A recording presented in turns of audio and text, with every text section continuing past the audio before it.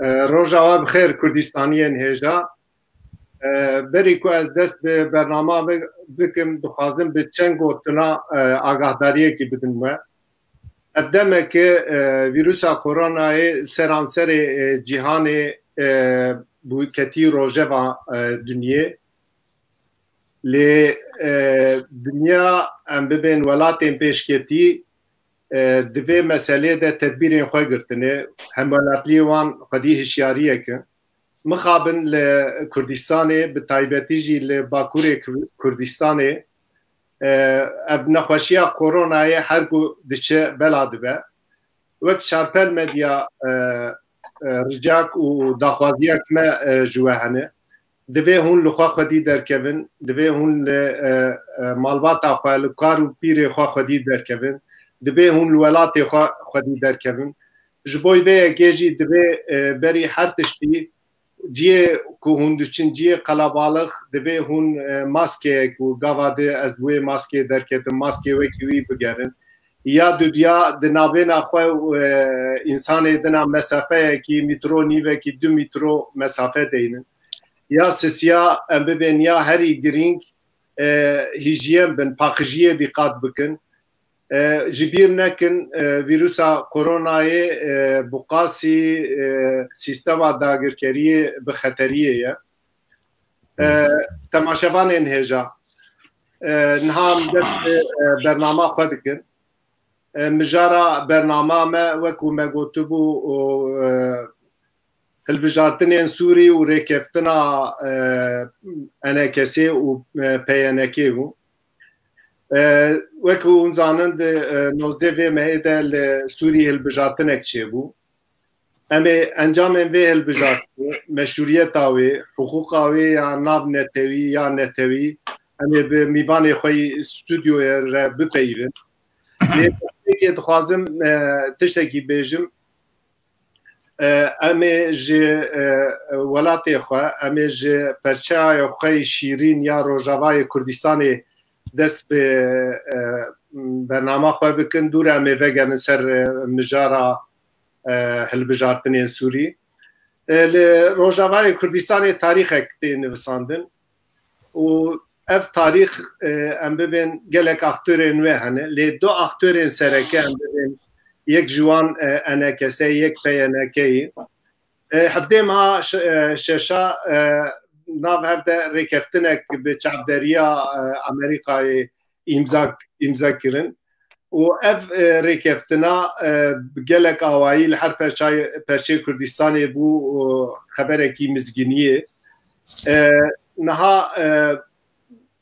چاوی هر کردکی چاوی هر کردستانیه کی له همو دنیا لسر ریکفتنه جبوی به که دوی ام مسئولیت کی دوروکی درد که سرملی ریخستنه ما پارتین ما این روجاوای کردستانه ام ایرو میوان خوره به بیاره بپیون و از آنکا وگرم علی استودیو و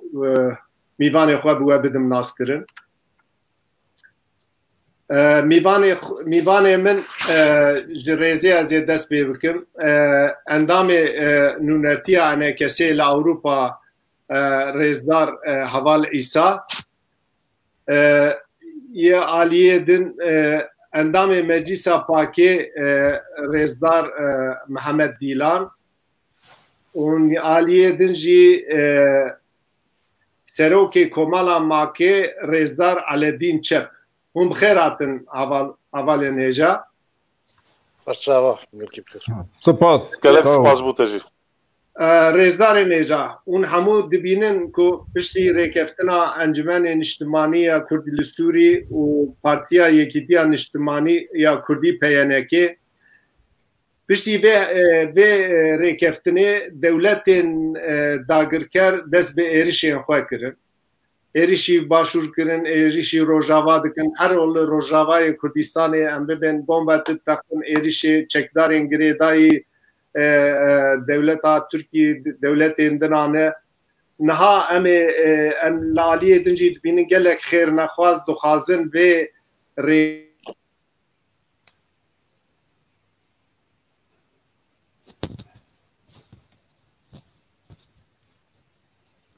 چون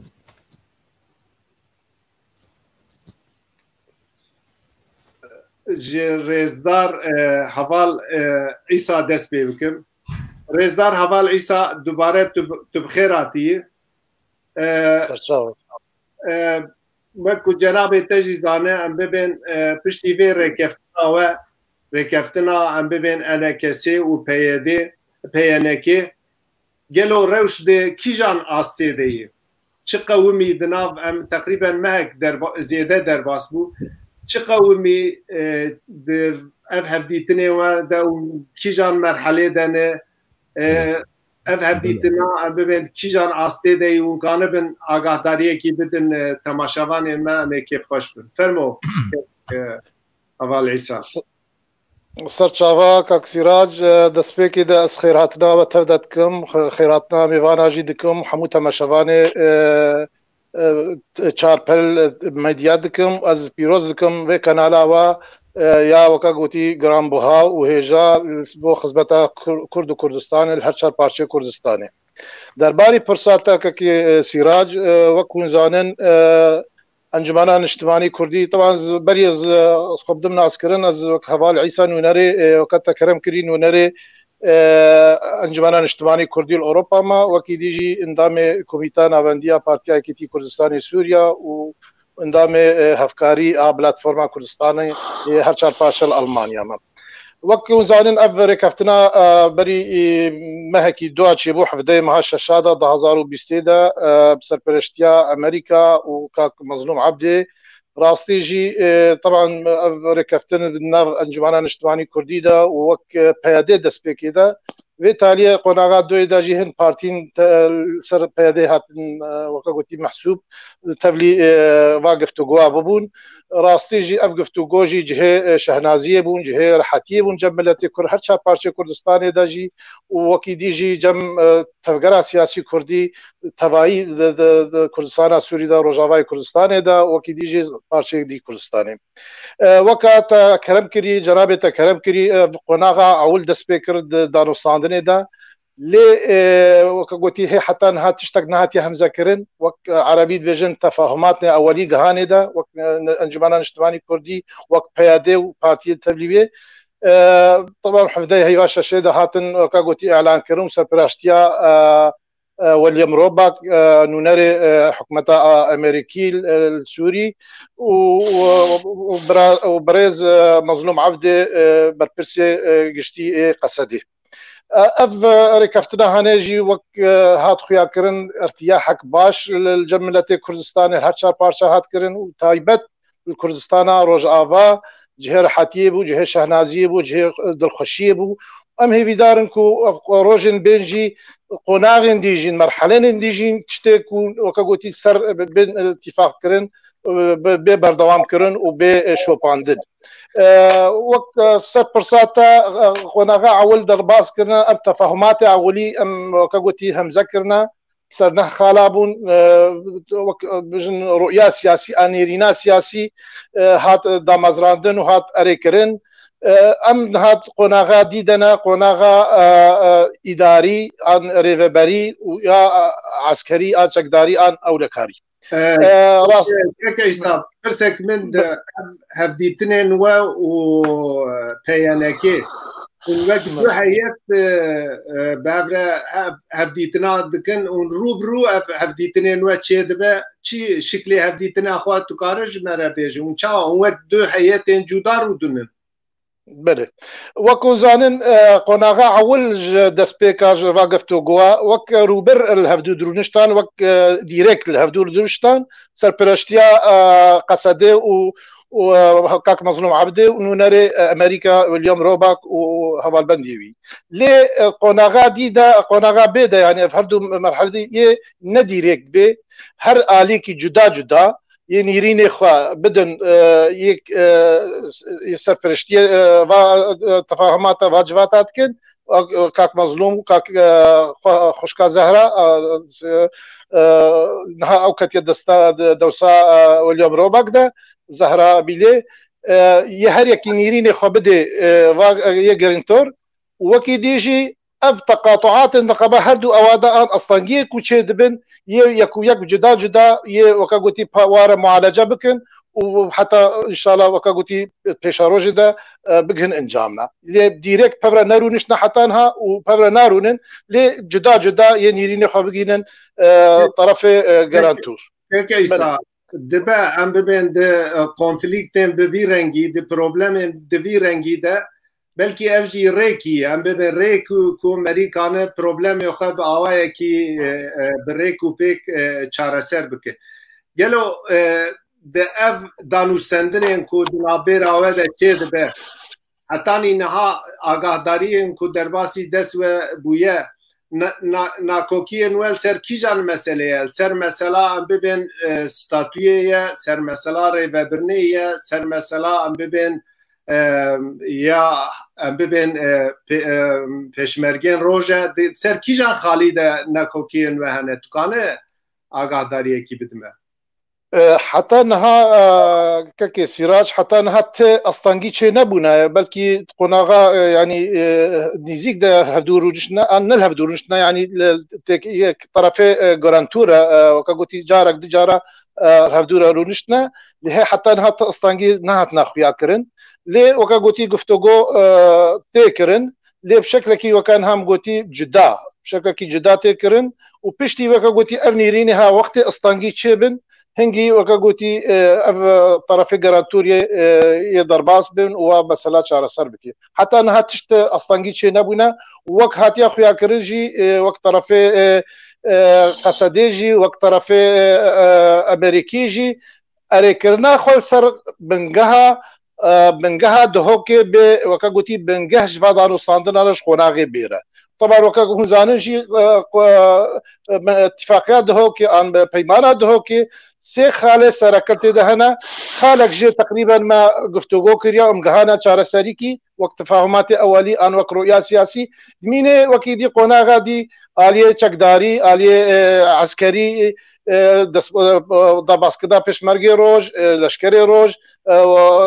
چكرنا اولهيك امني هفباش وكيدي جي يا ريفبريا هريما كردستان سوري وكاغوتي بهردو آليا بين گفتگو کرن و نقاش کرن و وكاغوتي دمه بيدا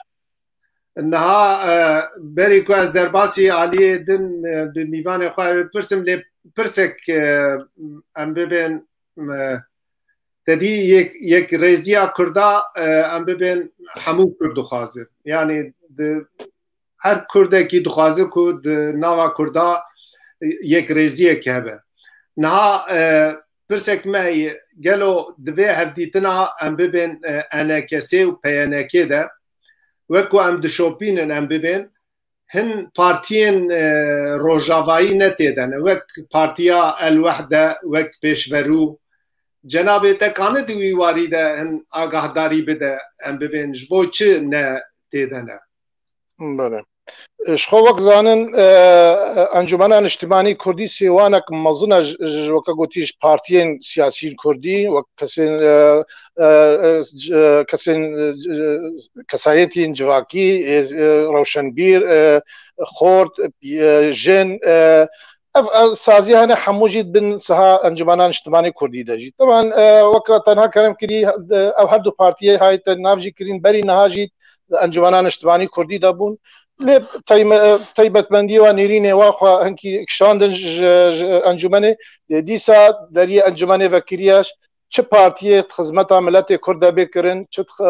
پارتیین کو کوید رولک باش پیش روزا کردستان سوری ده بکی دری وکریا و ام وکا گوتی سنگ کی فراجی ام استقبال وادکن و ام وکا گوتی هم بیز دکن و ام گفتگوی جوارت کن و ام کاربن هبش پبرا کار بکش بو جی کرنا ما في ملت کرد کردستان السوري اب هر دو پارتيها طبعا وك وزانجي افري كفتنا مع عوري بياديره بو وك ناكوكي ما وك انجمن ناكوكي وخلافات ومشاكل ما بياديره بون وك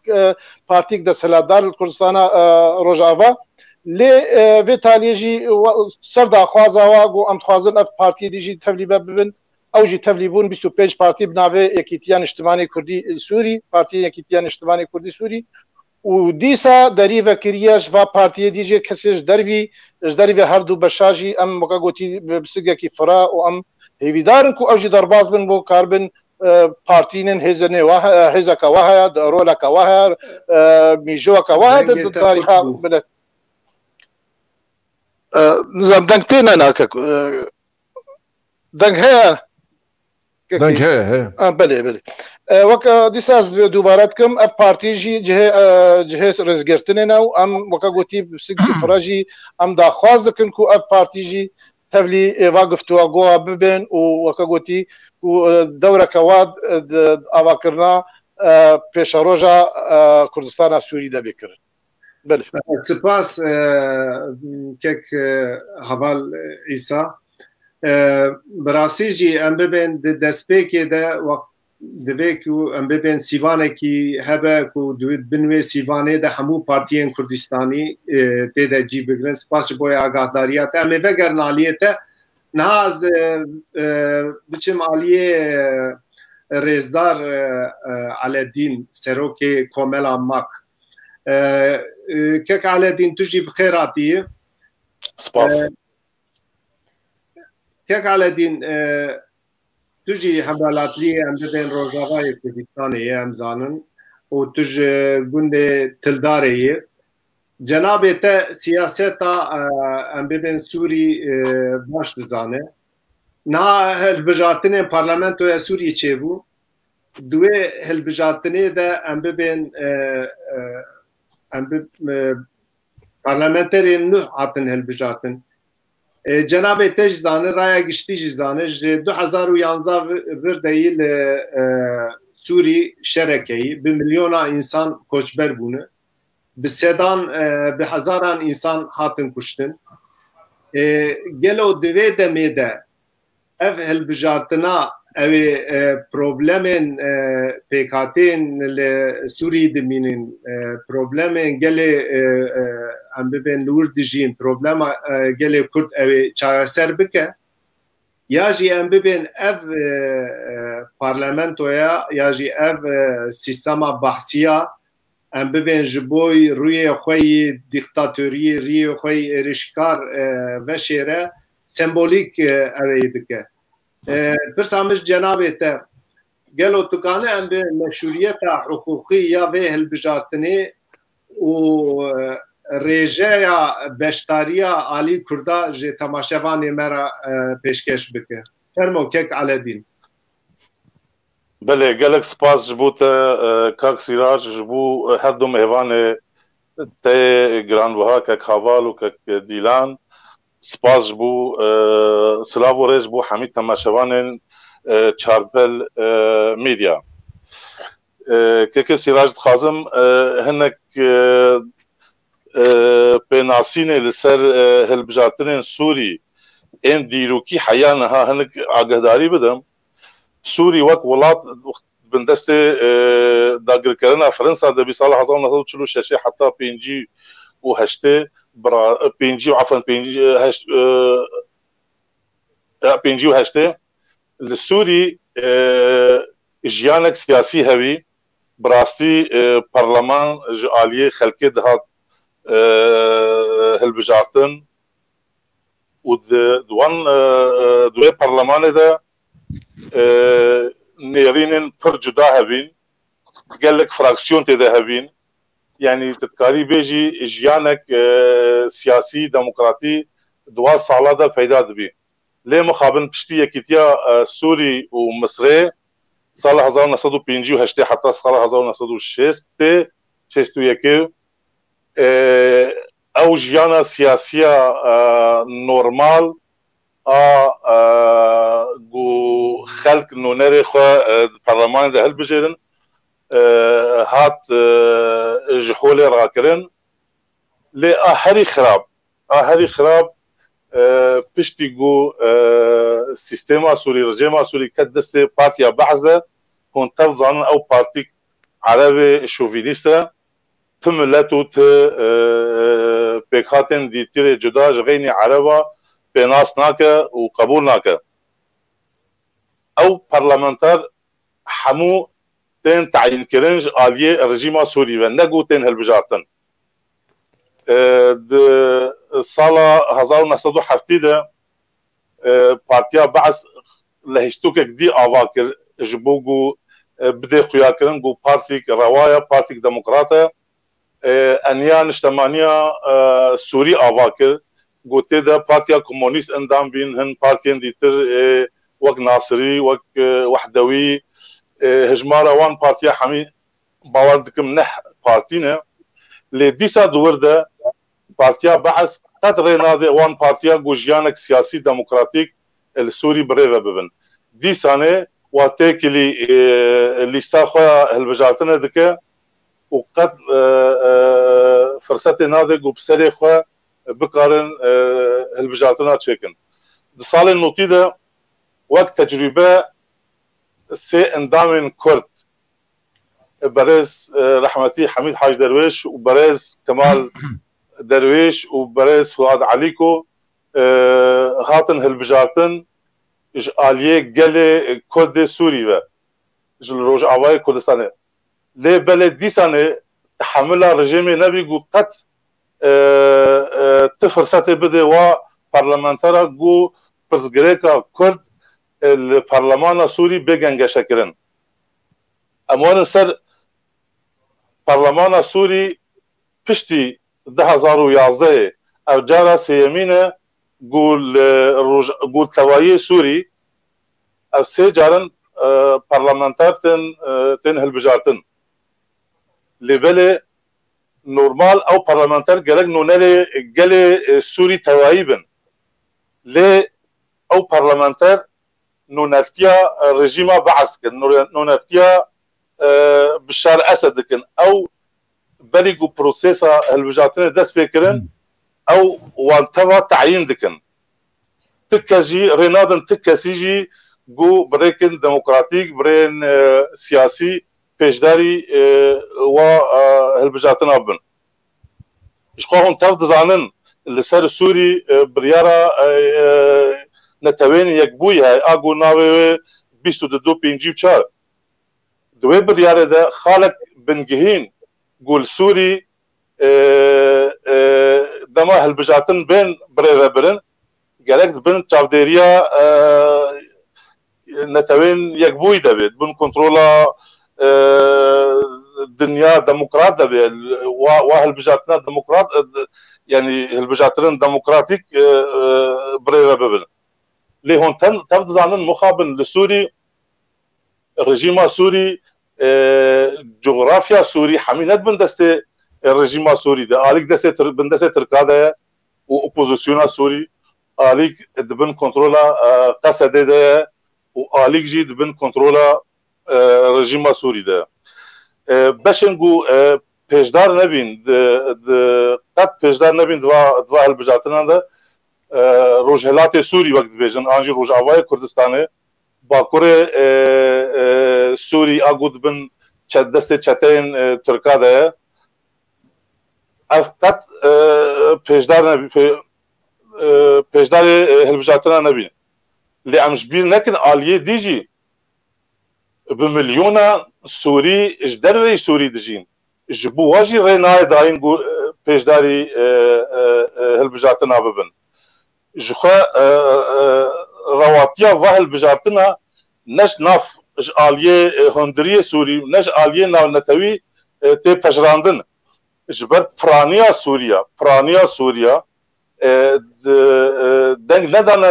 و پارلمانا گو هاتی بره برن 19 یا هفته وش آلیه ناونتویجیش خو او بریارا 22 پنجی چال سر سوری هاتیه چسپاندن به امذکرنا حمی هزن ناونتوی و هزن دور سوري رينادن قول سوري رژیم بشار تناخوا و هالبجاتنا بريفا ببه لي ازد بجم اواياجي منورك بي آلية رژیم سوري جبر گفتگوين رژیم و اپوزيسيون يل جنيف ودمها 80 دوام بكن اویا جی رژیم وکه گاوکی پیش آوید انو رواتیا خود دی خویا کرن لقد آلیه ناونتوی و آلیه هندوری تو شرعیتا و هلبجاتنا تنیا وکه کردجی ام اف بریارا هزن کردی گو پیشداری پارلمانا سوری نبن دما پیشدار ببانا و وک شرعیتک بدانا و هلبجاتنا و از وک چافدرجی بریارک راست بینم گو کرد تفلی و هلبجاتنا نوزده هیوا حفتانه بین كيك على دين ليفر برسك من نها آلية كرت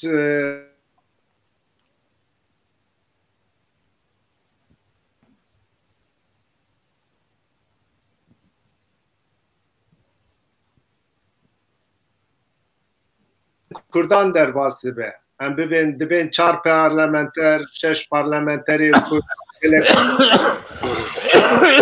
پارلمانتری به ناو کردی تن به ناو کرن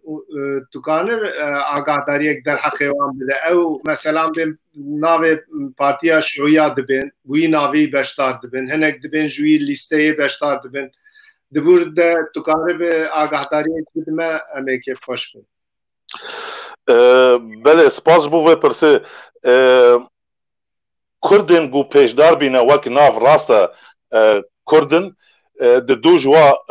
لیستا پارتیا بعض ده هادنه هلبجارتن و یک جواجی لسر لیستا پارتیا کمونیستا سوری یا گو او پوجی اصیل پارتیا بعثه جبر او به پارتیا بعث نکارن تقاوال سوری باوجن و او جی اندامك یکیتیان اجتماعیه سوری نه گو لیستا و پارتیا بعث ربیه دوی لیسته ده کردک دی المحافظه جزیره هاتیه هلبجارتن هنه کرد دیجی هبین اف حمیجی ایگو نیزیکه و دوست رژیمه مثلا وقت پروین ابراهیم قال لك نيزيكي رژیم سوريا و هاولبند رژیم سوريا و اف چند سال داوینه پارتیک آوال کریه بناوه پارتیا خورتن پیش روژا سوری قال لك نيزيكي رژیم سوريا لحتى الري ندان ويجي به البجارتن او يجي قاشو نرازيبونا خدا خويا كرنو شکایت درست کرنه لسر هالبجاتني يقول المحافظه حسكي هاتين بريفا برن او تهمت كرن الرجيم تهمت كرن بتزويري وبكري فروتني وبرشوتي وبميثود مافيوي اف هالبجاتن بريفا برن اف سردفي پروین ابراهیم اگو قال لك نيزيكي رژیم سوريا وقاشوجي شکایت لسر واهل بجاتنا دامزرانديه لام تفضانن رژیم سوري گهداری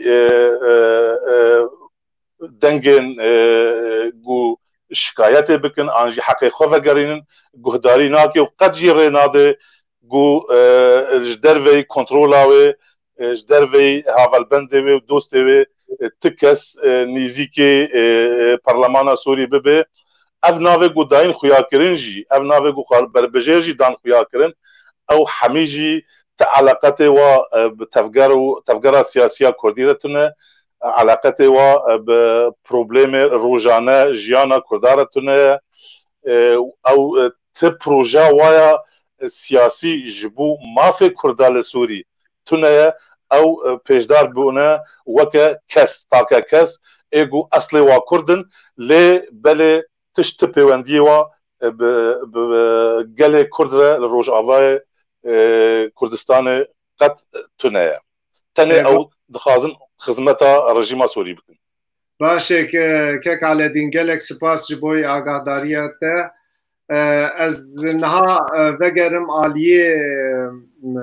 رئیسدار محمد دیلان اندام مجلس پاکی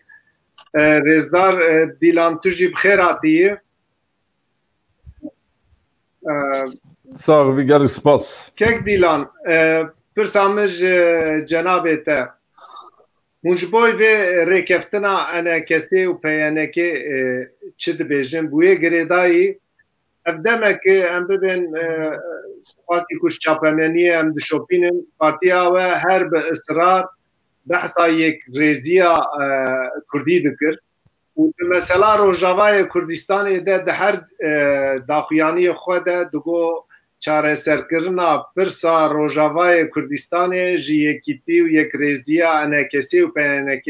derbas dibe. Ev ciyê kêfxweşiyê ye. Hêviya we ji bo qonaxa duyem çi ye û hûn vê rêkeftinê anka çawa dinirxînin fermo em we gudarî dikin kek dîlan. Gelek spas selamê xweş tara çarpel medya û temaşevan ra dişînim û gelek spas û serkeftinê dixwazim. Em bên ser mesela pirsa.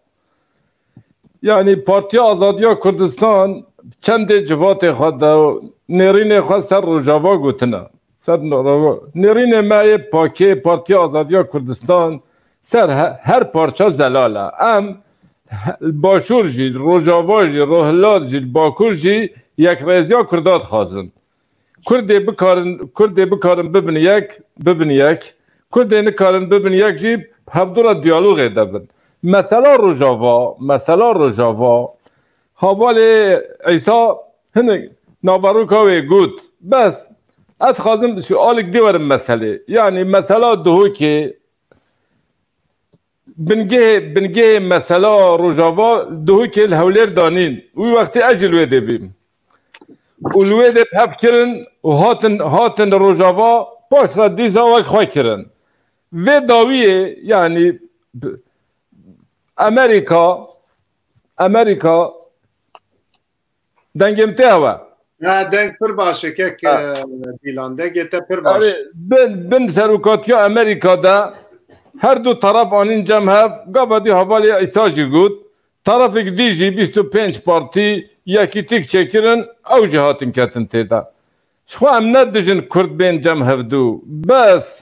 divê ciddiyet hebêt meselê de ji berê hemî tiştî Kurd divê em xwe nexapînin em ti mesela de ciddî bin em dixwazin bibin yek em naxwazin bibin yek wê Amerika metînê cem hev baş e mala we ava em Kurd nikabên cem hev em Kurd niho vê gavê tiştek heye sê çar û ji berê hat gotin Amerika enekesê re cihêrîdinê peyedê re cihêrîdinê nêrînê we ji hev re dibe. Ev tê çi meعنê?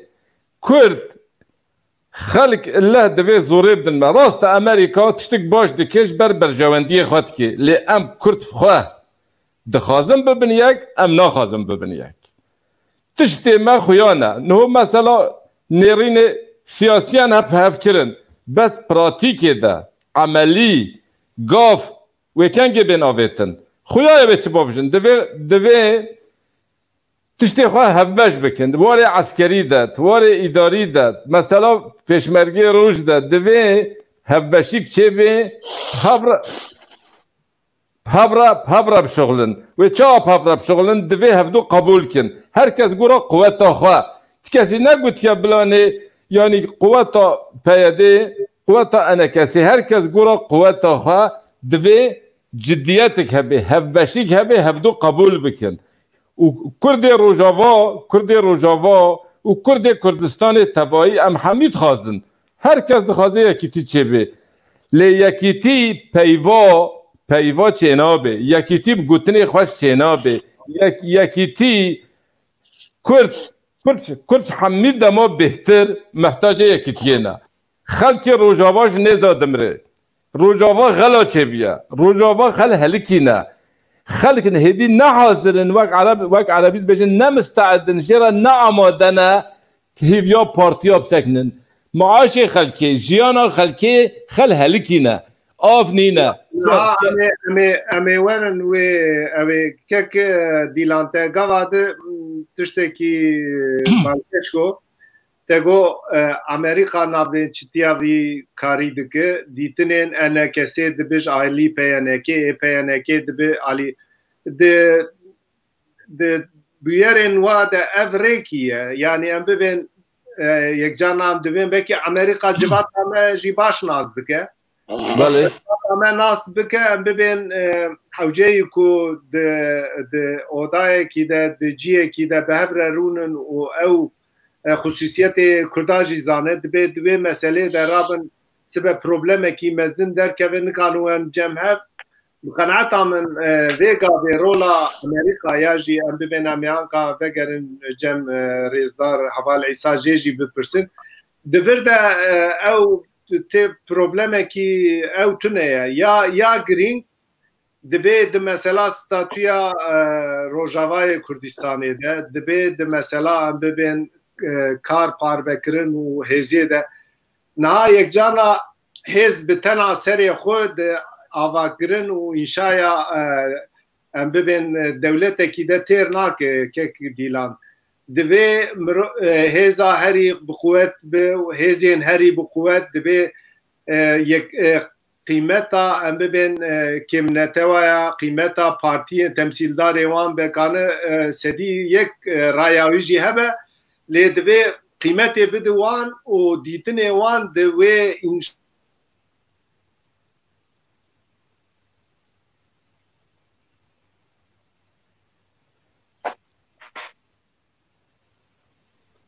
الو دنگ شو و او یک ریزیا چه به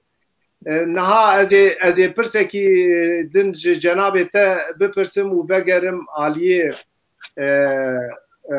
ریزدار حوال عیسا نها مگاوا دج او جی پرسی ریزدار حوال عیسا جی پرسی مگو این پارتی ند ناوی ریکفتنی دنه وك ام بين بارتيا بيشوري يا حميد حاج درويش وك الوحده يا شيخ علي وان دي تناوى تشي دبي وارده جبو يكريزيا كردي دي تناما قبض خو ذاتا من او نقطه قلت بيا يعني اسنقاد بيجم يعني الروشه هي كي بارتيا بتشوك مازن امن المساله ولت نظم یک ریزی کی هیا کی ولاد پارێزه کی وری نتوید پارێزه کی خادل ویشی ببشریک دویب کوید نافده مثلا پارتیا پیشورو مثلا پارتیا یکیتی دموکرات خو او پیشنیار تشتی ازانم انا کسی را برنه امپیرانه او جب هف بکن هنگی یک ریزی چه به خورتیب که بن ساحیده هیر کت یک بن قوت بن belki bkarın girani keçekin. Jiber em tiştekêj bir nekin. Mesela İran ve Rusya em rola wê bir nekin. Yani ev demek dirêje Rusya berê peyedê dide Sûrî divê em vê nokteyê jî ve neçêrin. Berê dê Sûrî ji ber vê yekê em Kurd divê yek rêziya xwe çêkin em berjewendiyê Kurdî netewî bidin pêş. Em هر و برجواندیا ندل پیش روسیا وکیلی بجیب هرن هونو سوری بهف بکن ام دوی پیشیا ام سوری بهف بکی دوی ام کرد بهف بکن ام دوی همی قوت آخوا جمعی باکوریا باشوریا ام کرد و کردستانی همی و دستک ددن و مسئله تگاوادی تبخوا گود ایریش ترکیه پشتی مسئله رینشتن آوا ایریش ترکیه باشور زیده بین ام دوی دیروک آخوا درسك دريخن وأبيرا ما بارتيه تبصا وكرين وهر هنك ديجي هبن مال مازم بن شيخ بن عشير بن çünkü يك اف مسألة نتوية مسألة كردستانية نه مسألة طبقايا جالك سپاس امي پاشلاجي سپيف باش جالك سپاس رزدار ديلان از بگرم هلا حوال عيسى رزدار حوال عيسى گاواده جناب تگو اف هدیتنا روبرو نابه ام ببین کک دیلانجی گو ام ببین انا کسه و پیانه که بنویسکی دیتنی خواهده وجود بشی نها گلو ور بقومه ده هدیتنی نوی اوی ده ختماندنک چه به کی رولا حکمتی دلیزه و دستلاتداریا و çok az be. Tu kare duy varida agadariye gidip be. سپاس بۆ پرساتە کە کێسیراژ ڕاستیژی پرسەکە گرنگە و وەکە گوتی divê min bersivavê pirsê bidin. Wekti zanî berî niha yanî gelek cara muhawelatin bûn ji bo em li hevdû rûnin wek Encûmena Niştimanî Kurdî wek PYD. û di ser vê esasî jî sê peyman çê bûn lê mixabin cî nebûn. û serpêraştiya Serok Mesûd Barzanî. Çi li hewlêra yekê bê li hewlêra doyê bê li hoka yekê bê. لێ دەمات داویدا دەستپێشخەرین هاتن کە گوتی دەمەزراندن ji بۆ یەکرێزیە مالا کوردیدا ئەو دەستپێشخەری gelek وەکە گوتی کەسێ وڵات پارێز و نیشتوان پەروەر هاتkirin وەک jî ji hêzên dewletên zêrhêz jî yê mezin jî hatin kirin yek ji wan Ferensa bû berî salekî sal û hinekî lê destpêşxeriya herî xurt û weka gotî ew ya Amerika bû ya divê wextê niha ku niha serpêraştiya ya va danûstandiratî berî niha me dixwest wek Encûmena Niştimanî Kurdî me daxwaz dikir ji Amerika me digot hûn tîfaqiya ve danûstandinê me û PYD hûn garantor hûnê bikin an hûnê weka gotî ser mesûliya xwe hûnê bikin xwe nedidan ber lê vê dawiya talî de merhela talî de hatin got em vê rêkeftinê vê danûstandinê we û nîzîkbûna we û PYD pêwîst e divê hûn bikin û em garantiya wê va danûstandina bikin ji ber vê yekê jî em bawerin ku Amerîka hinkî divê dwarî de cad da hinkî weka gotî rastî şoxilê zêdeyî vê tiştê jî ev destpêşxeriya Kak Mezlûm Ebdê jî ew jî weka gotî bû garantûr bo wek tarafek bijin hiyad yani nav herdû ewa de ku karibên tarafek eskerî ku karibê û herdû beşa bigînê hevdû jî ev dihêlê ku herdû tarafê ku garantor em weka gotî demanê didin an garantorê didê ku ev peyman inşallah di rojê bê de pêş bikeve û weka gotî bigê serî û tiştê ku em dixwazin bê pêkanîn û damezrandin ji ber vê yekê jî em bawerin û Amerîka hinkî vê nexlê cadet meseletê de heke istangî jî hebin heke nexweşîn hebin ew jî em bêjin yê karibin va çareser heval îsa te gava de tespîtekî kir te got em bibên berê me ji Amerîka daxwaz dikir me digot bira Amerîka navbêçitiya me bike lê Amerîka nekir demekî dirêj niha siyaset berjewendî ye Amerîka dî em bibên Rûsya li wir bi şiklekî em bibên aktif e siyasetê dike dixwaze Rojavayê Kurdistanê û em zanin ku em bibên wexta piştgiriya Rûsyayê nebe rejîma Esad nikanin serî bisekine ew ji wî alîya bibên berjewendiya xwe difikirin divê kur jî li gorî berjewendiya xwe ya neteweyî em bibên hêzên xwe bikin yek û hevkarên xwe baş hilbijêrin niha di wir de yani tu evekî tu ciyê xeneziyê ciyê kevxweşiyê ku îro Amerîka ketî navbêna we û di tarîxa Kurdistanê de me diye em bibên di başûrê Kurdistanê de jî Amerîka rolekî werlîst yani em bibên di wê demê Martin Albright rabû em bibên rêzdar Mesûd Barzanî rêzdar Talebanî anî cemhev êwe jî divê noxtê de eger Amerîka rola xwe bilîze ciyê kêfxweşî ye lê divê li vir Kurd zêdetir aktif bin pirsekî min ji cenabê te gelo bê Amerîka di mesela garantoriyê de di mesela navbêçiyê de tu dewletên Rojavayê din de ev hevdîtinan de hene ku em bibên bu er têkilî datînin û dixwazin vê meselê bi şiklekî em bê Kurd xwedî statûyek bin tu têkiliya wan hene divê ew ê de rola wan çi ye cenabê te karibî bersîvek bide berê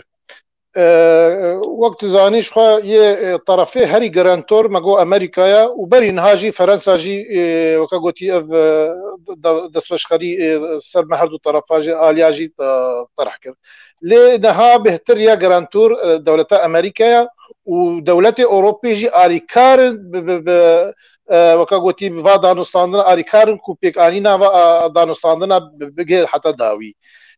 طبعا دولتي عربي جي وغير دولتي أوروبي دولتي عربي جي أف جي حمو جي أريكارن کو اف دست پشخری اف تفاهمات اف نزیکاتیا کردی وکا گوتی بگه داوی جبر وی کیجی ام بجن وی نقلی گلک ان شاء الله وکا گوتی يعني اف ركفتن هنكي وكا قلتي جديات ام هردو طرف جي ام بينن جدينا وطرف جرانتور جي دولتك مظنه جهازه وكي دي جي كاك مظلوم جي وك كسايتك عسكر لشكري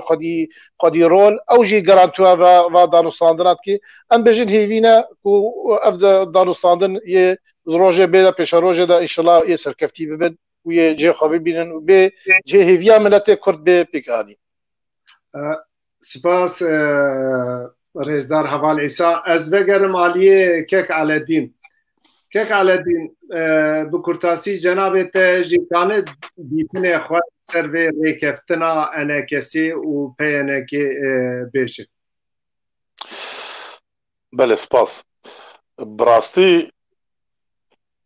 گمرو خودی دوزک روابه وک دوزا گل کرد روش آوای کردستانه و آستانگی گل کرد تیرا در باز دبه ایش و جانا گو دبینه روژانه و ایریشن در و دورن سوری و حتی رژیم سوری لسر گلمه و گوهارتنا دیموگرافیک برنا باجارن وکا عفرینه و سریکانیه و گریسپی تهلوکه جدی و مزن لسر گل کرد هیا گو گل کرد دنگ نهاته دنگ هیا نها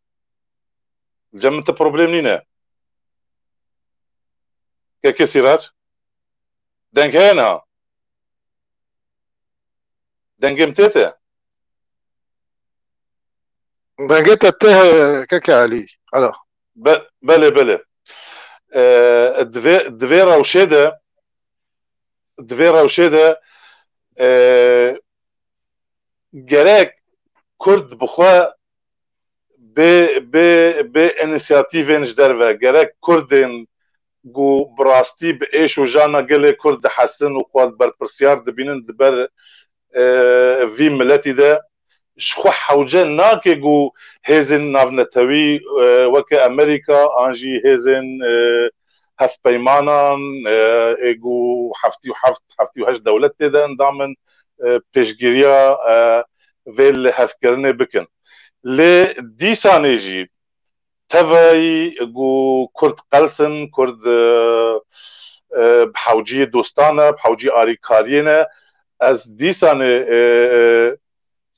باشتر دبینم گو هشمندیا کردی به گو هارتن کرد با هفدو قبول بکن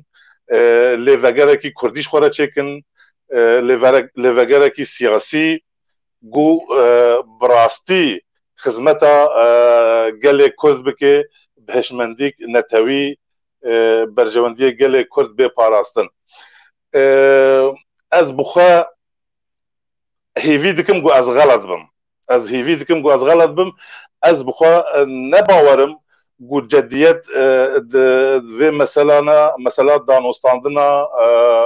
نافبرا انا کسی و پیانکه ده مهانه دوام دکه از باور دکم گو هکر جدی بن و هکر بخازن لیوگره کردی چیکن نحوجي افقا وقت وافقاس دولت بكفن ناف براوا وافقاس دانوستاندن ديريكت ون ديريكت وجدا يعني شو بروبليم ها كالسر نتوا كرد به وحمي كردن وبربرسي انجي تمثيلجيه قال كردن ديريكت ورنجم هفدود اودا كده روينن بروبليم خو حل بكن هیویدارم گو او تشت براستی هر سری جبر کرد بحوجه لیوگری کنه یکیتی کی سیاسی نه هم الهندر گله کرد هم ولاتین کرد روش آوای کردستان آستنگی گلگ مزن آبوری دنه تندرستی دنه و دوار سیاسی ده هری خراب ضرر مزن گهای تفگرا سیاسی کرد جبر بهترین کرد روش آوای کردستان درفي جغرافيا روجاوا كردستان هنا وخراب كرنن قال لك تشتن خراب بسر نتوا كردهاتنا هم آلية سياسي هم آلية جواكي آبوري تخريبات مزن سر كردهاتنا كرن دوا 10 سالين داويدا ايجو بناوي شورشا سوريا ان بهارا عربا السوري دست بكر جبوگو کرد خواب بپارێزن تشتا ماییش دەست نەدن یەکیتیک ئانژی لێڤەگەرێک پێویستە زروریەش بوو گەلێمە لێ ئەس جدیەتیەک مەزن نابینم ji ber ku heker bi rastî ji bo menfiat û berjewendiyê gelê Kurd bin te asteng nînin gerek dîrekt werin cem hevdû an jî ne lazim e ev qa wexit derbas bike peymana dihokê heye ew peyman bi nigeh standine ji xweş aliyê siyasî û aliyê dîplomasî û aliyê daxwazên gelê Kurd Sûrî de ji bo ku destûra Sûrî de mafên Kurda wê çi bin bên çespandin serwat ştal hev kirine tiştên ku mayîn ê ku cemin ew gelek cedîne ew mesela rêveberiya mentika Kurda aliyê leşkerî, aliyê îdarî, aliyê hukmranî ew mesele bi rastî astengek mezin e yani wê çawa wê hev bikin ez xwe gelek zehmet dibînim ji ber parçekê yê vê lêvegeraniyê vê danostandinê nerxên netewiyê Kurd cema net cihê an jî nimara yek e cema nimara yek netewa demokrat e îdarek demokratîk Sûrîk ji hemî gelê Sûrî re yani êş û jan û kul û derdên gelê Kurd cem wa ne nimara yek e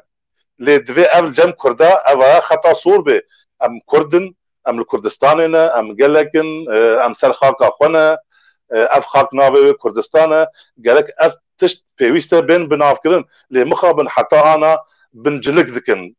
dorê tên diçin Kek Ali Aledîn di vê meselê de yani em bibên karê Kurda pir nerehet e yani rêkî dirêj e bira dereng be bira baş be yani em bibên ew tu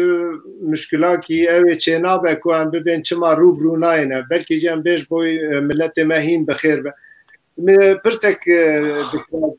cenabê Heval İsa bipirsiya lê internet xut bû me rêzdar Heval İsa divê rêkeftina we û yê peyenekê de gelo rola Barzanî çi bû tukanê te qet behsa wê ew ê nekir tukanî bi behsa wê rola wî bike we bo işte em bibên peymana dihokê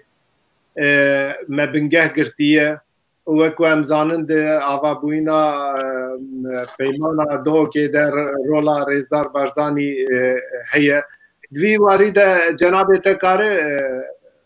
agadariyek bidime Bere saat xweş ser vê pirsa te jî rastî jî rola Serok Barzanî roja roj da wek destpêşxêr wek xêrxwazê milletê Kurd wek alîkarê milletê Kurd her çar parçê Kurdistanê jî taybet Kurdistana Rojava jî rolek sereke deyzê Serok Barzanî Mesûd Serok Mesûd Barzanî jî û vê dema tawî jî Nîçîrvan Barzanî jî Serokê Herêma Kurdistanê jî ew jî bi erêkirina wî û alîkariya wî jî ev rûniştin û ev levhatinan haku deqeba beyna Encumena Niştimanî Kurdî û PYD û partiyên sere ev weka gotî alîkariya Serok Barzanî jî her du Barzaniyê mezin û Serokê Herêmê alîkarîna wa kiriye û pêşgiriya wî ji yekîtiyê re û her tim Serok Barzanî hazir e û xizmetkarê milletê Kurd de her çar parçê Kurdistanê de timî jî dibêje û kar jî dike ser pratikê jî dike û Kurd bibin yek و تمی وەکە گوتی ناکۆکی ناوادا نەمینن ببن یەک و یەکرێزیا خۆ پارێزن ئەو کرد بەرڤەیەکیژی ئەم سەر قەناڵاوە ئەم سلااوەکی گەلێکی گەرم و گران ئەم مرێتکن جەنابێ سەرۆک بەرزانیرە ئەو نێرین و هێستێوی ئەم جهێ رەخنێ و جهێ شەهنازیت بینن ئەو پێشگیریاوی یەکرێزیا ملەتێ کوردرە پێشکەتنا ملەتێ کوردرە حتا پێکانینا مافێ کوردرە ڕاستیژی جهێ شەهنازیە وەک سەرۆکە بەرزانیژی و پێشگێر بێژمەرە لێ مەخابن وەکە جەنابێ وەژی کەرەم کردی هەولێرایەکێ و هەولێرا دۆیە و دهۆکایەکێژی بن سەرپێرشتیاوی هاتەکردن و ئالیکاری و دام و ئاواژی لێ مخابن هەوا لێ مە پێدێ لێ نەهاتن لێ نەسەکنی پشتی دەرباسی حدود بوون پشتی دەرباسی ئاوێ بوون ئەو پەیمان هەمووژی پشتخواکردن لێ دیسا سەرۆک بەرزانی دیسا ما پشتگێر دیسا ما پشتگێرێک و یەکرێزیا ملەتێ کورد وەکە گوتی و ئاریکار بوو و پێک بێ و نهاژی وەکە گوتی بن نێری ناویدا و بن ئەواویدا ئەف سەرپێشتی بن ئەریکرد ناویدەژی ئەف دانوستاندن و لەڤاتن چێت نها جنابێ te bîstek berê ew ê got kekeysa ve got rola general Mazlûm divê ew ê de awayekî erînî we behs kir ve bîstek berê behsa rola Rêzdar Barzanî kir li evana ciyê kêfxweşiyê ku em bibên li perçeyekî Kurdistanê ku gel guhdariya wan dike û em zanin ku em bibên rola Rêzdar Barzanî ne tenê li başûrê Kurdistanê li her çarparçeyê Kurdistanê jî awayekî erînî didome em dibînin ku em bibên de ev hevdîtinê ku em nizanin li paş perdeyê çi dibe lê ku cenabê te jî bîstek berê behs kir rola em bibên Rêzdar General Mazlûm jî bi awayekî erînî ye bihêviya ku em bibên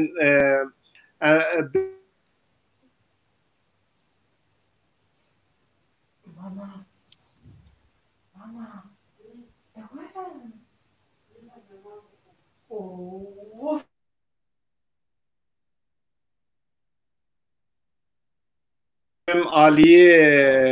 Rêzdar Mehmed Dîlan kek Dîlan tukane mesela em bibên rola Rêzdar Barzanî de çend gotin bêje hûn çawa mêzet kir li vê meselê destpêkê heta niho yani mesela Rêzdar Barzanî xuya ye Barzanî ser hemî tiştara dîsa yekrêziya Kurda dixwazêt wî warî de gelek alîkarî kirin gelek tişta dadqurtînê û qîma xwe tînê Barzanî ji awil de li Rojava jî li Bakur jî yekrêziya Kurda dixwaze problem ne li cem Barzanî ye Barzanî tişta jê tê dike lê xweyê meselê Rojava de hêzê Kurdî û taybetî peyede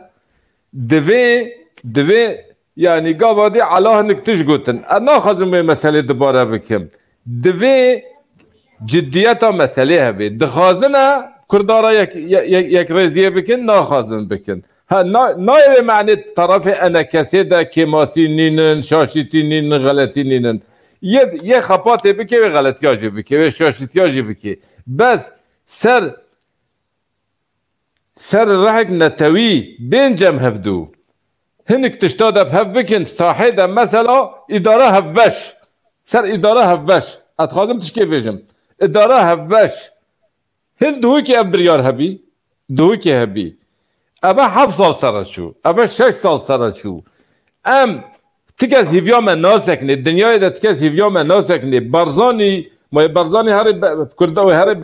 berserê we razê Barzanî bêje ez hemî wara de hewara me ez hewe destek dikim ez hazirim arî hewe bikim divê cem me jî hebe divê cem Kurda jî ev hebe ji ber wê yekê mesele tinê Barzanî an nêçirvan nebotinê ve divê sahê de çünkü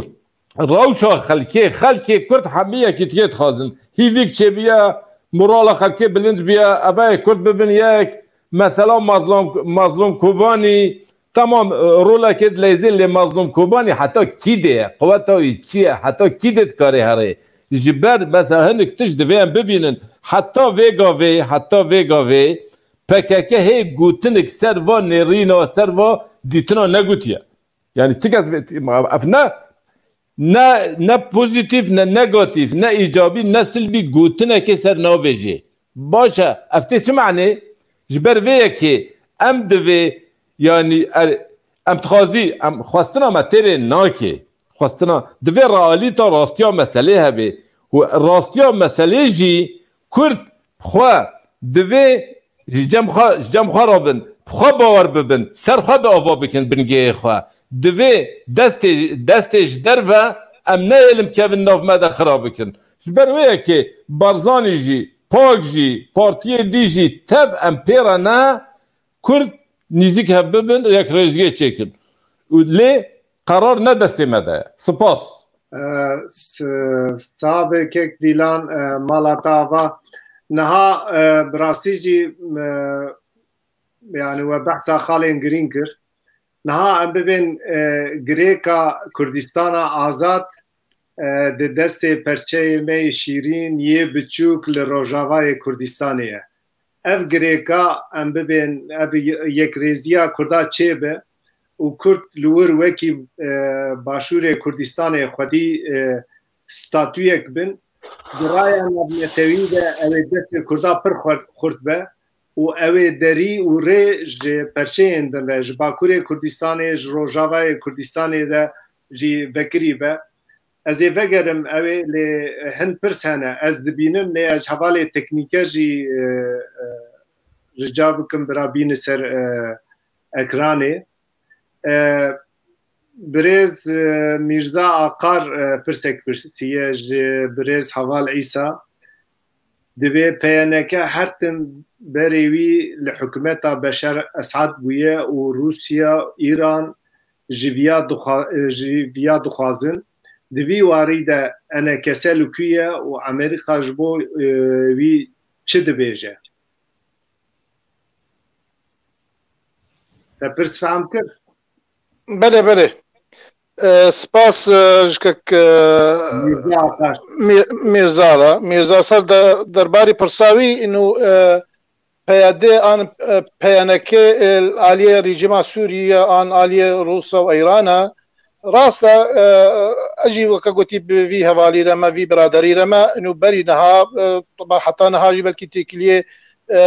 ريجيما سوري بياديرا وبارتي سرا هنا وكاغوتي دا نقد تشتكي فشارتيا ريجيما سوري دسبيكا شوراشا سوري هرمين كردستان سوري دا تسليمي بياديكرن وكاغوتي علاقات باش تما هنا ويك جيجي وكاغوتي رژیم سوری پیاده هات خواستن انو شر معارضه سوری که مخالفات سوری بکه شر وكاغوتي تفکر سیاسی کردی یا خودبینه بشک اپوزیسیون سوری لی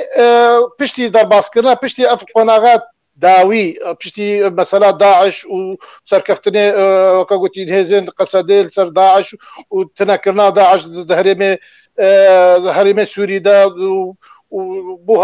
هذا كان مظن او راستيجي ودرباسكرنا امريكا ضد المنطقه رجلاتي فرادا وباكوري سوريدا نيرينا بيادي هناكي هات نتيجه دانوستاندنه و امريكا را هناكي وكاغوتي ناكوكي نقباوي وريجيما سوري تشيبون وهناكي وكاغوتي دوربون تشيبون برفيا كيجي انبينن تشكسي كو خزمتا ملتك خزمتا دوزا كردي بكي دا خزمتا ملتك كرد بكي دا كردستان سوري دا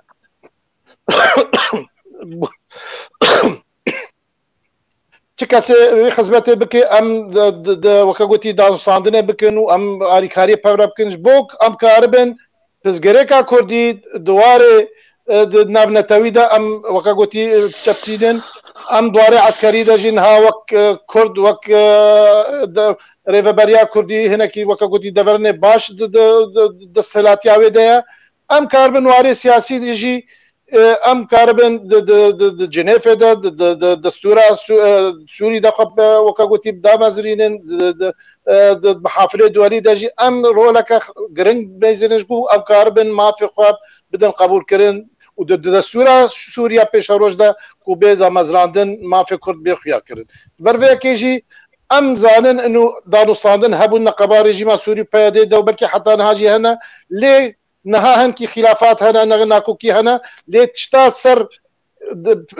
پزگریکا کردی قضیه کردی وقت مشروع خوی کردی وکا گوتی تمثیل کرن ام دستی خودن دستی و ام یک رزیه پرب کنو دانو صانا پرب و ام کاربن وکا گوتی پیشاروج دا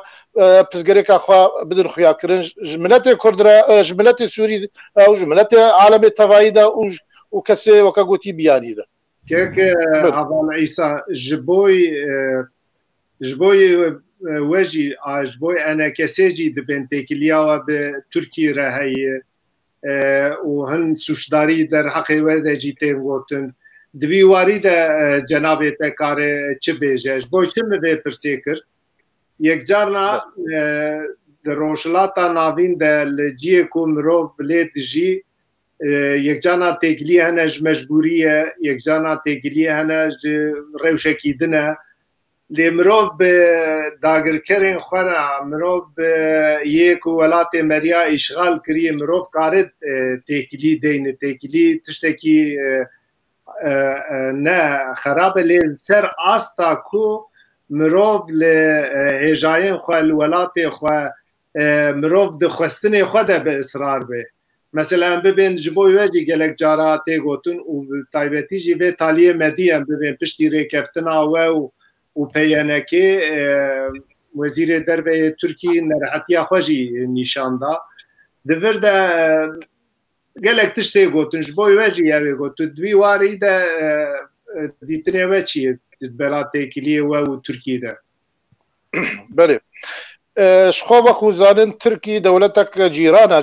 سوريا وسراسري تقريبا 900 كيلومتر حتى 900 كيلومتر سينوري ما سوريا جبر فيكي وتركي دولتك مظنة زهيزة هيزا الدوية تحلفيناتو دا خدي رولا ضد منطقة دا وجبر فيكي جي رولا تركي جي وش دولتي مظن روسيا وش أمريكا وش إيران جي پشگریکا سوری داجی رولا کم مزنه جبر فيها كيجي دفي ام كاربن علاقات حسن الجوار وك عربي دبيجن عند جيرانتيه ام كاربن دولة دربدوري كردستان سوريا ام شهرين بن دولة بن ام كاربن ام بيك بينن علاقات ما بتركيا علاقاتنا سياسينا علاقاتنا دبلوماسينا تشتا وكا قلت بكفي خدمتها ملت سوري بتفايده وملت مدى ام في علاقات ما باشكرنا وزلال وكا قلت ام تشتتي كليا بفردكن ازينا منا بيجم يعني بس تشتا كو ترك بي ان غيري ترك بيجم كو دجاتيا ملت كرد بكن دجاتيا parça Kurdistan tevayı bakın em nirina xudin xuya kirin û em narazîbûna xwe çi kiryarê bên tê kirin derfetî heqê miletê Kurd de her çar parça Kurdistanê de namaze Kurdistana Sûrî de em nêrîna xwe din xuya kirin zelalî û işkereyî em bêjin em nerazîne ser va kiryara. Ez ê nemunekî bêjim lejna alaqatê pêwendiyê ji derve an serokatiya Encumena Niştimanî Kurdî لقاءك امني تكليك بوزاره خارجيه امريكيه بتركيا كرن ودانوستان بانقره بواره كرن وهاتن سوري مباشره هاتن كردستان سوري هاتن تكليك هاتن تكليا عرب بياديرا جبر كي ام بجن ام تاثيرا باندورا كسيل سياسه مانينا سياسه انجمنا نشتباني كردي سياستك جدايه برياره خوش خدستيني وقتی ضغوطات و برجاندیا ملت خو ام دخن پیش حمو تشتیدا چک تشتا کبی خدمت ملت کرد ام و پکتینن و تشتا وقتی دیجی ملت کرد به ام نرینا خودن خویا کرم زلالی و اشکری انه ام دیجی واکریاره تکرن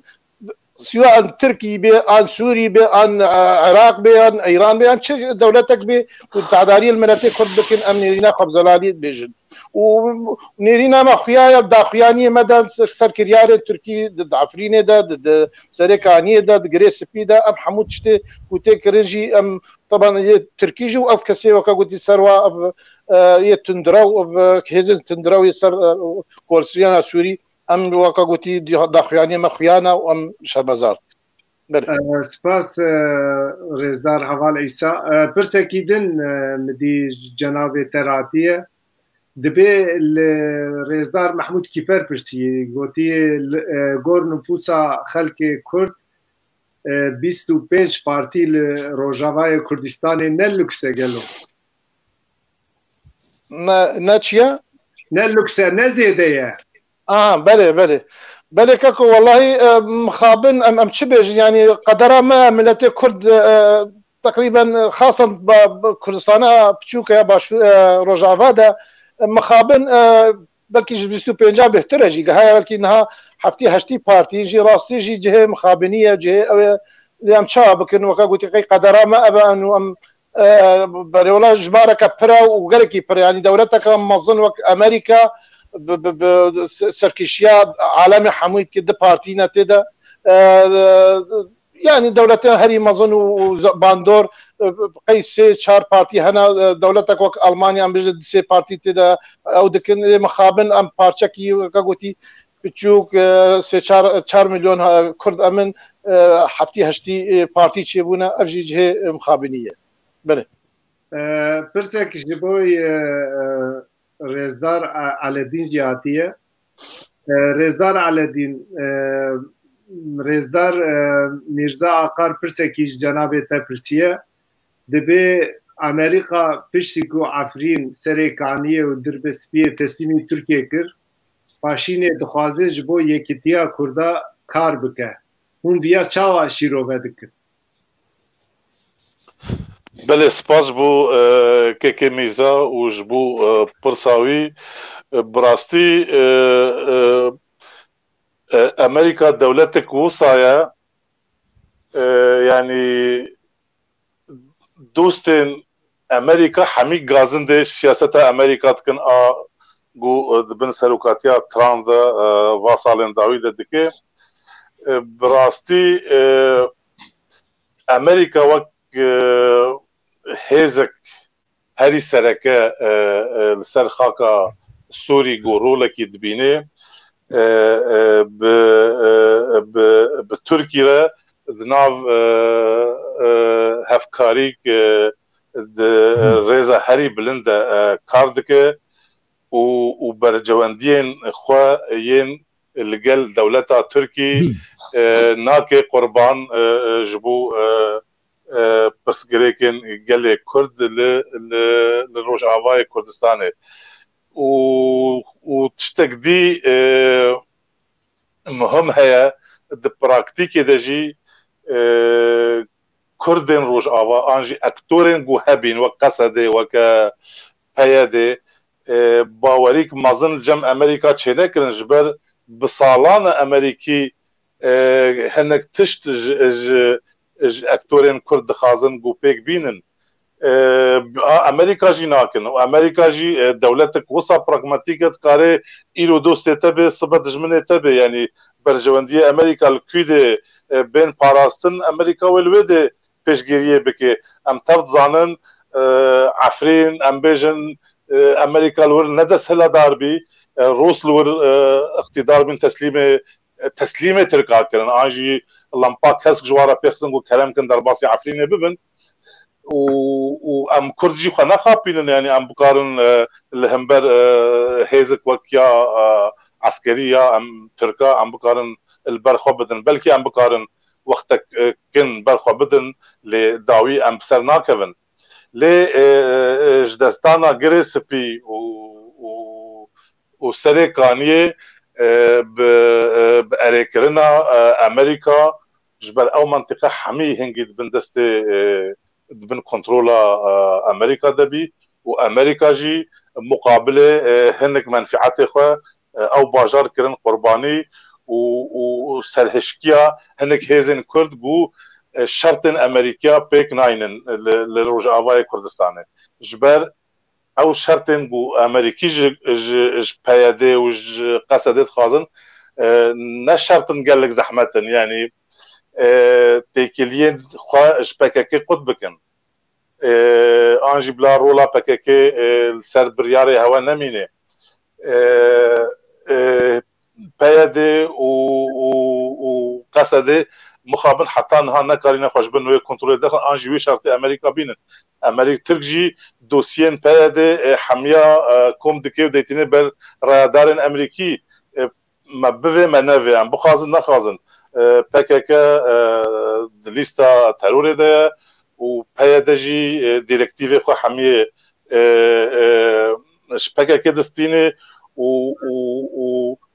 تفجر سیاسی کرد سوری تفکریت خدمتا سلوگان PKK ده جبر يعني ام نلدجي دوستاني ام نلدج من PKK نشو ام كارناكش بو ام PKK حول راكن و ام PKK جي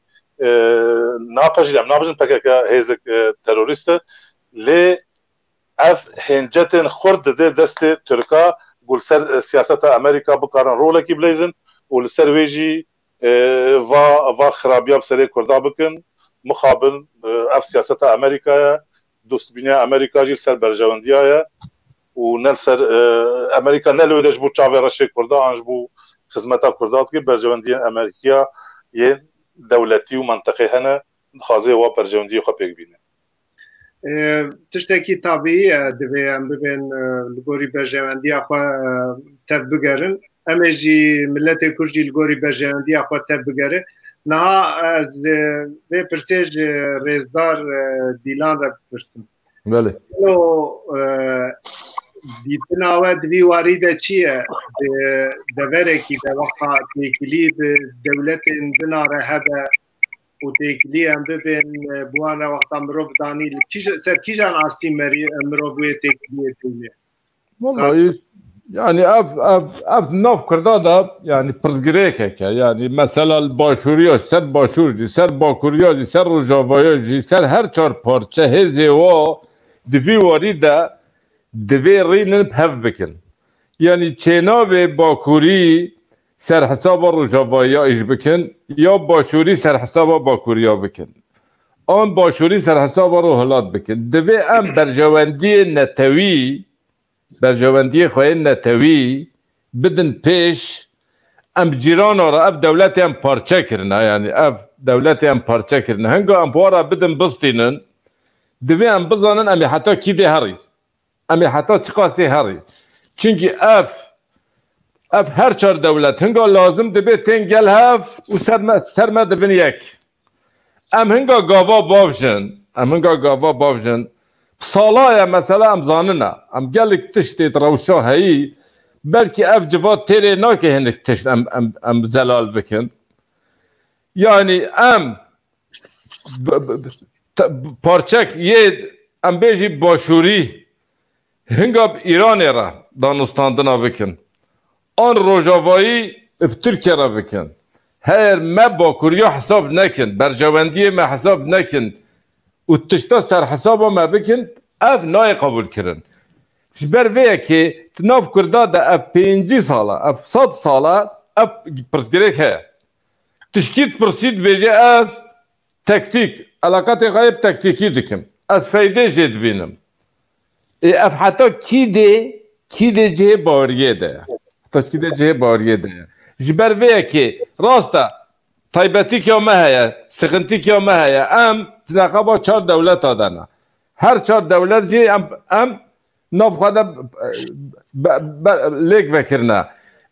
اف آستانگی کش مرا چید که اف نای به معنی امی دانستاندنی نکی لی امی دانستاندنی هنگا بکی دوی ام هاش خواهبن هاش و پارچه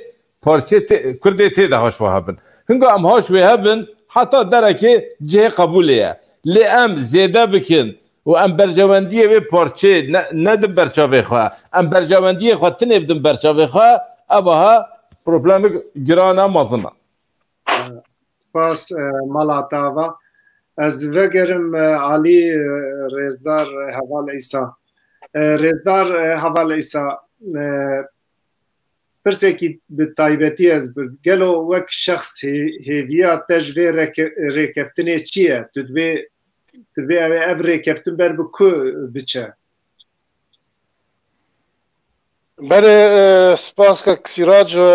پرسکه گرنگه راستی جی و هیویا ملت مجی گلکی وکا گوتی و پرسیا و پیشاروجا و پرساته کرنجی راستی جی ام گور چته ام وکا گوتی مجول سیاست و ام چته وکا گوتی برچاو دبینن ام بینن بلکی یعنی راستیا و دانستانه هنکی بهتر جوا جاره دی یه هبی جبرچکو وکا برین هاجی مگو دولتک زیل هز مزن گارانتوریا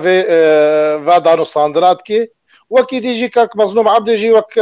کسایتک لشکری و کگوتی خودی رول و خودی هز ده هرما مده او جی گارانتوریا وید که و ام بهتر وکا گوتی هنکی جدیت جی و نقل جم حوالی خوی دیجی ام بینن جم پیاده بینن نتیجه ظروف کوامتر درباز و ظروف دولی ظروف وکگوتی محلی و اقلیمی بر وی کی جم بینن ان شاء الله بلکی کوگوتی افر کفتن پیش روزه ده هنکی وکگوتی جه خو بگره و به جه وی امید ملت ما پک بین بله gelek spas رزدار حوال عیسی اولین هجا بشتارین هجا ایدی امتن تالیا برنامه خواه از برزه گوتنه خواه ایتالیه بجنم شکک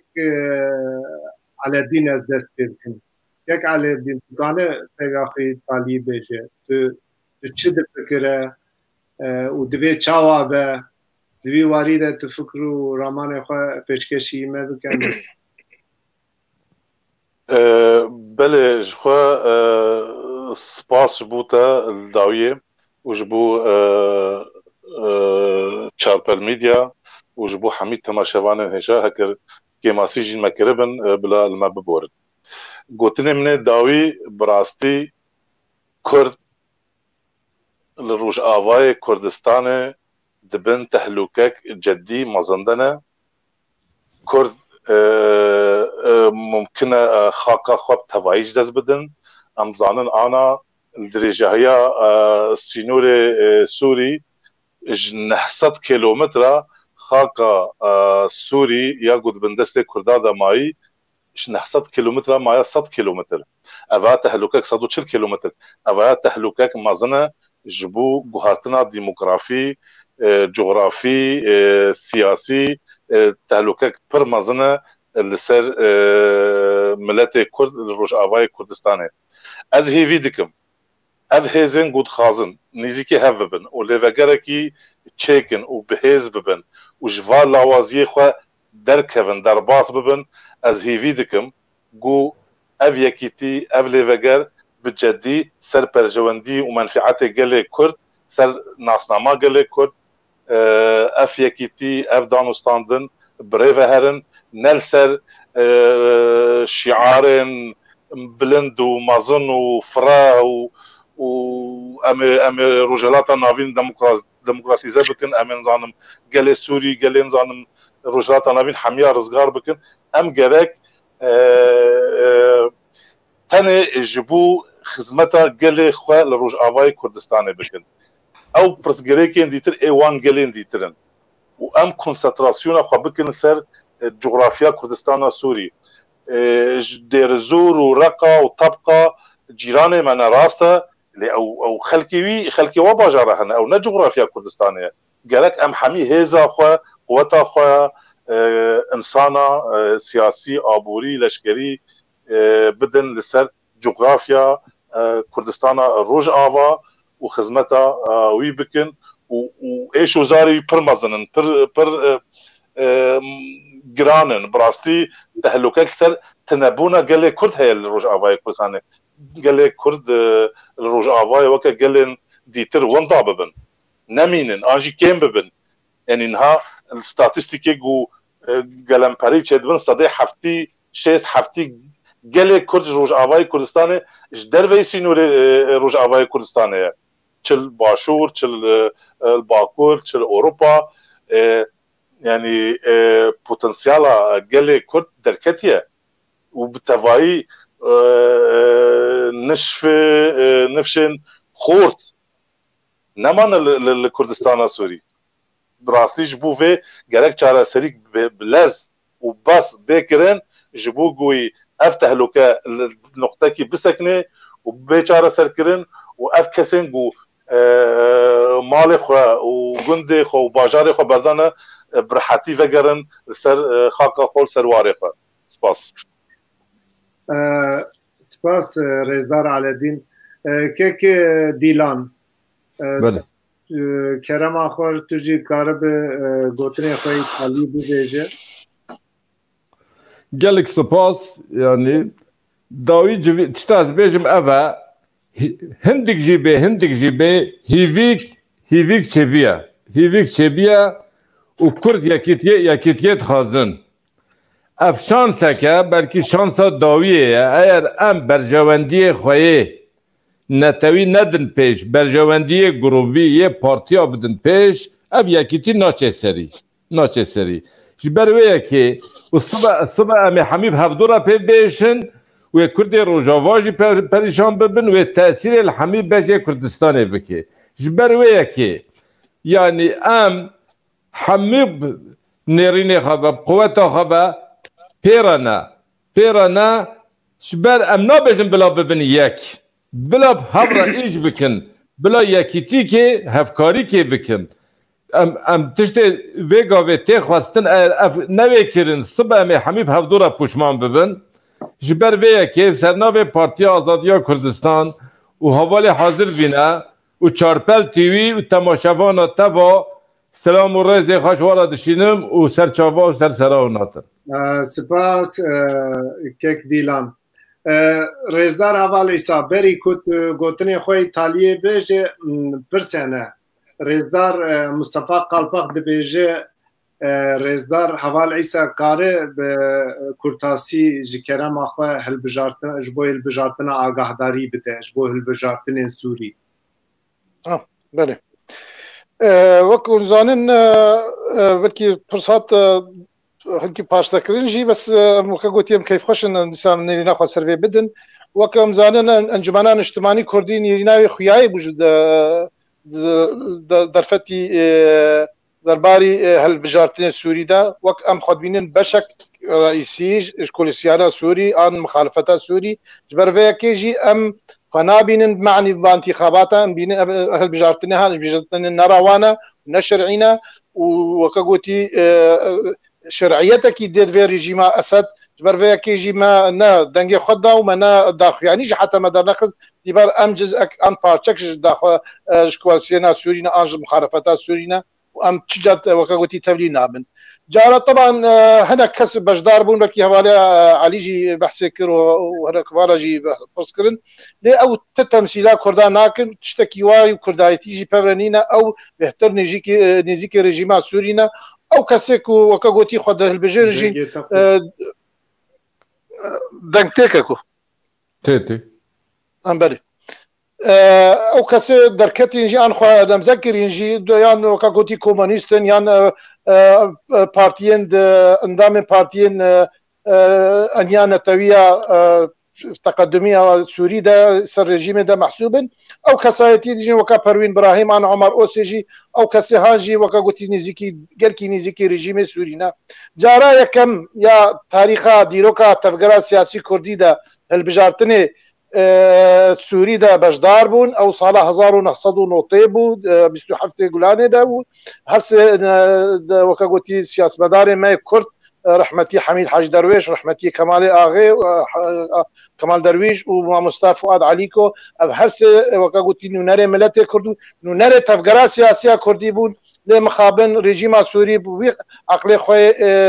هوفاتي ورجعي وكفنا باريس نجات باريس نهشتا وكاغوتي اف كرد رولا خرابن وبكي انكي وكاغوتي قد خكرن دوراوا ونهشتن يبيج داجي انه كرد خبرش حين خذنا مذبكن جبر فيك يجي حتى انها برلمان سوري دست بعثه سوري ده دست رژیم سوري ده دست اولکاریا نظام سوري ده حياته سياسيه ده قد خيا کس نکاری وکا گوتینی نه خو آزاد بده جبر فيك انجمانا اجتماعي كردي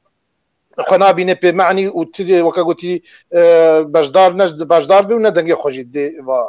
امزارت بله رضا راول ایسا گوتنی ته ایتالی تکاره به هویت چیه yani rejber bir kide rediçe o İtalya tücmer ve cenneti hoş. بله شخو ام سپاسیا وتکن سپاسیا